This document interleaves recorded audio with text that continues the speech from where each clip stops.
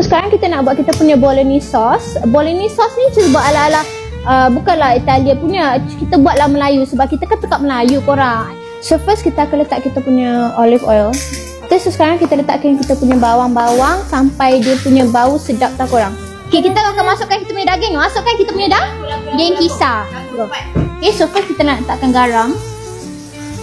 Hello. Tunggu kakak. Can you put later when I'm done cooking please?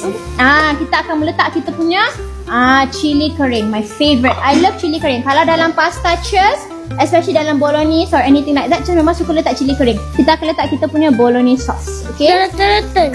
Okay, so sekarang kita nak buat kita punya second sauce. This is our bechamel sauce. Memang lasagna memang dia a lot of sauce lah. Okay, so sekarang kita boleh letak kita punya tepung. Put the milk slowly, nanti it's gonna clump if you don't. Okay, kita tak nak clumpy sauce. Okay, kita letak kita punya seasoning.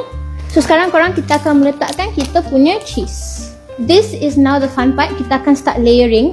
Keep in mind that my bolognese sauce is very watery tak korang. Sebab kita akan letak dalam oven keras-keras. So just masak. Just baru keluar oven dah habis sebab abang-abang kita dah kata baru nak sok esok. Apa?